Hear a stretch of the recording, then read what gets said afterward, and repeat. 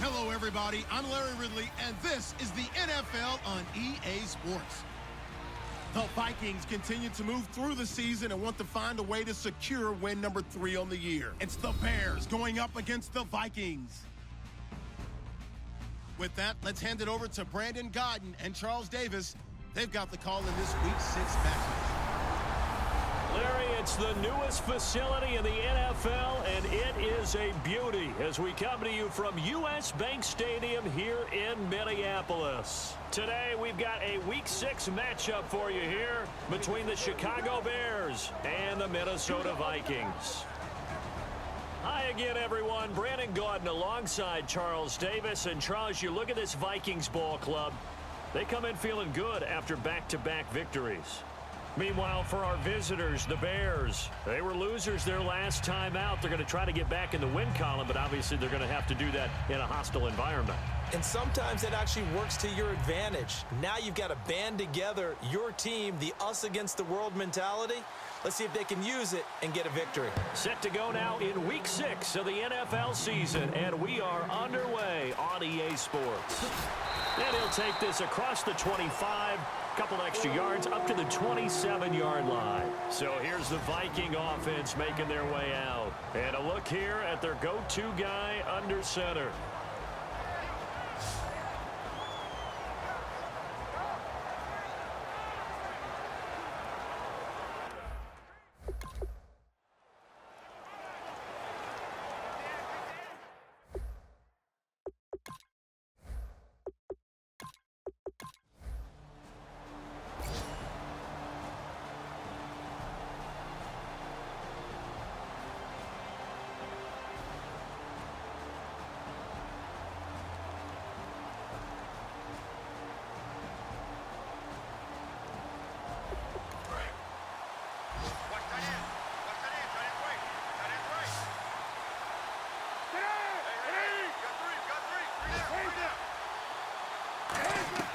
Throwing now, Cutler on first down. Firing quickly here, and that's complete. That throw good for 4. It's second down. Never make the mistake that the slot receivers, especially the little guys like we're watching here, are just quicker than fast. A lot of them combine quickness and speed, and they catch a lot of footballs, as we just saw there.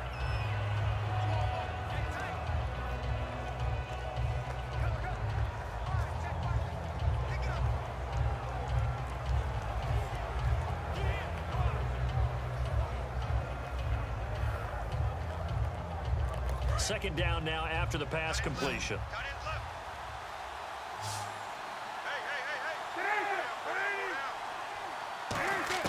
Again, it's Cutler. Over the middle, it's Jared Cook. That catch good for 5. It's third down.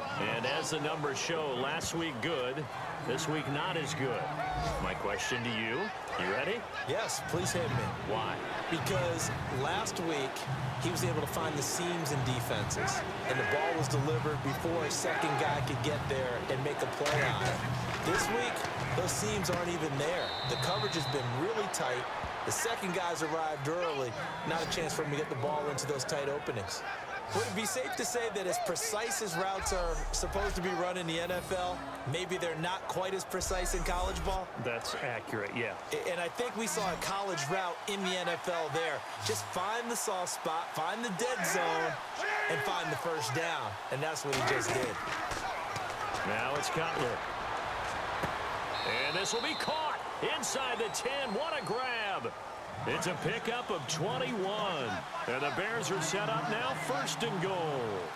Alshon Jeffrey so dangerous even when a defender's near him. He's got such a big body, ability to run, positions himself well, excellent control. And you're exactly right. Even if people are draped on him, he often comes up with the catch. He really symbolizes what people are looking for in receivers in today's NFL.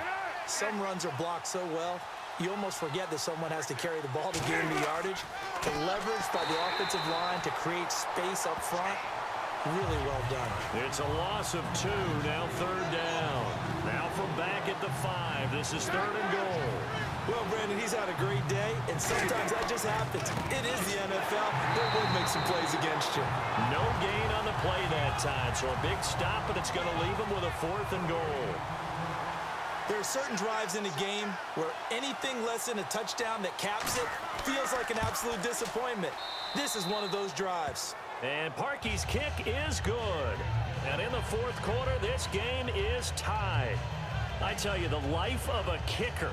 He has not been called on the entire game. He's over there by the net, but they send him out here in the 4th quarter and say, hey, go tie the game, will you? And guess what? He comes through. I just don't know how they do it. I really don't. These cats are a different breed from you and me. That's a pressure kick, but that one was never in doubt. And now out comes Minnesota. And a tight game after punting last time. See if they can get something going on this drive. As they head to the field now, with the game this close, you've got to feel there's a sense of urgency for them going on offense right now. But they have to do it without letting panic creep in and affect their play. All right, now look at 56. Look at 56. They start the drive with Peterson. And nothing doing. He's immediately taken down at the line of scrimmage. No gain on the play. It'll be 2nd down. But he was stopped on that play. He's had plenty of carries all afternoon. Every now and then the defense is going to win one, but I don't think they'll shy away from handing it to him the rest of the game. Let's go. 3-19. 3-19. Now he'll look to throw here on 2nd and 10. He's going to loft it deep right sideline. So the long attempt falls innocently to the ground, and it brings up 3rd. So incomplete on 2nd down. Now they'll look to convert here on 3rd. One of the toughest things about playing defensive back is pattern reading, trying to figure out what they're doing. And on that one, they had the fly, just sending a guy down. And that's caught inside the 35. That goes as a gain of 36 on 3rd down. I know they had good coverage downfield, but you have to wonder, on 3rd and long like that, how does that happen, that they can get that far downfield and complete a pass? You got to guard the sticks, understand where you are, so it's almost like someone fell asleep at the switch, and now that the play's been completed, they've got to dust themselves off on defense, pick it up, and figure out how to not let that happen again. They come out here in the eye. Carry number 20 now for Peterson. He'll get a nice chunk there on the 1st down run, and it's 2nd and 4. This drive is turning into an extended one, and the guy carrying the ball, he's becoming more like a body blows guy. Every carry is putting some damage on the defense. So after a while, I'm not too sure how many guys are going to want to run up and tackle him. On 2nd down, Peterson. And he'll be brought down inside the 20 at the 19. It's an 8-yard pickup and leads to a new set of downs. So many teams want to throw the ball in this situation nowadays, but I love watching a team that has enough confidence to go ahead and run the football. In that situation, that's almost a tendency breaker. So they're operating in the red zone.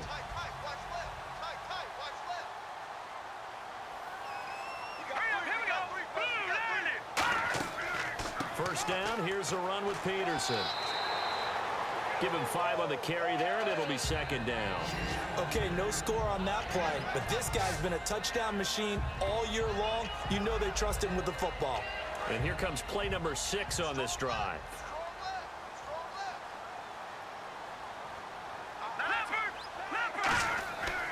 They give it to Peterson. He's going to get 4 out of this as he's down to the 10-yard line. Frustrating for a defense, energizing for an offense. Finding a way to create that type of yardage in your running game, that'll make the guys carrying the ball very, very happy. This will be play number 7 on the drive. 3rd and a yard.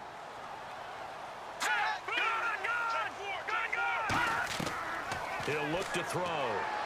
And that's caught. Did he stay in bounds, though? He did not. Ruled incomplete. Well, 3rd down, he tried to stay in bounds, did all he could. He caught it, but was led a little bit too far. Yeah, that's always difficult, isn't it? Because you know half of your body is trying to stay behind while the other half is reaching out, trying to catch the football. The top half worked. It was the bottom half that was in question. And Zerline's kick is good. And with that, They take the lead here 20-17. So the scoring drive encompasses 9 plays, but the net gain, 3 points. And you're going to have drives like that in this league. Sometimes you just got to take the 3 and move on. Always better than nothing. Minnesota's kick team ready, and the Vikings boom it away. This is taken at the 3. And he'll take it past the 25 and up to the 28-yard line. The Bears offense now getting ready to take over. And last time they got 3 points, but it was a chip shot field goal. And when you go to the sideline after a chip shot field goal, maybe the offense not too happy. It's a balancing act, isn't it? Because you're exactly right. They're none too pleased that they didn't punch it in for 6 points. But they also have to remember they did put points on the board. 3 points is 3 points. And in this league, you take points when you can get them. Not easily done. A gain of 4 on the play, and it'll make it 2nd down. I'm going to show my age here a little bit. We used to talk about running backs catching the ball as safety valves. Nowadays, they're a big part of the passing offense. Quit acting like you're so old. You're only 65. 6 yards to go here on 2nd down.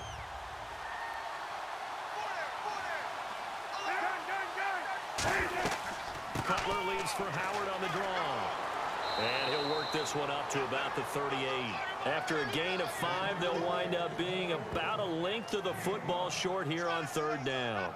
You know what really fires up offensive linemen? When the guy that is carrying the ball behind them can create his own space and break a tackle along the way. They come out here in the eye. They'll try to run for it with Howard. And he went nowhere. Well, he went backwards, back to the 33. He loses 5 full yards to bring up 4. Oftentimes when a guy has a game like this, he's going to take his offensive line out to dinner afterwards.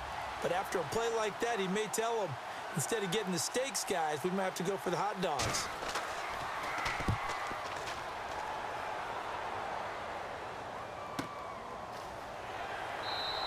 "51 yards on the punt there. And it'll be Viking football here as they take possession.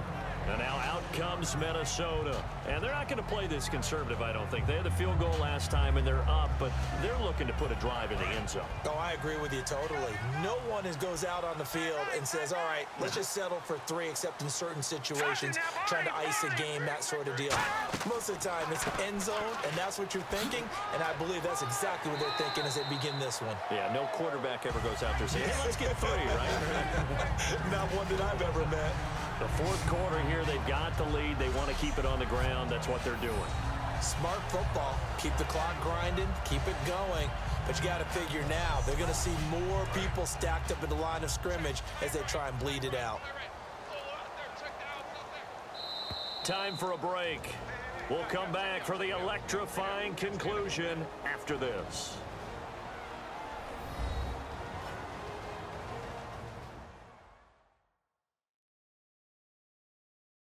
So the Vikings in possession of the football as we get you reset. And let's see what they've come up with offensively after having time to talk it over. Looking to jam the receivers at the line here. Press coverage look defensively. They come out with 1 back and 3 tight ends. Again, Peterson.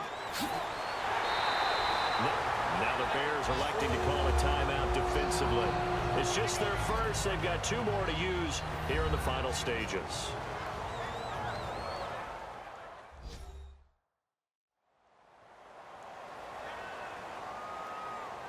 So it'll be first down here after the run.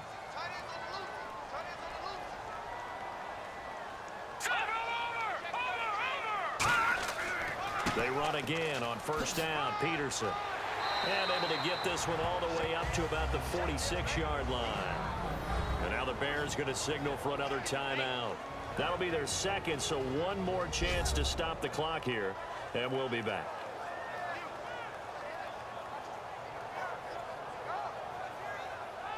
Second and very short here, less than a yard. They come up in an offset eye. Now it's AP, Adrian Peterson. And he'll be brought down at the 45-yard line. And play is stopped here. Timeout. It's the defense calling the timeout.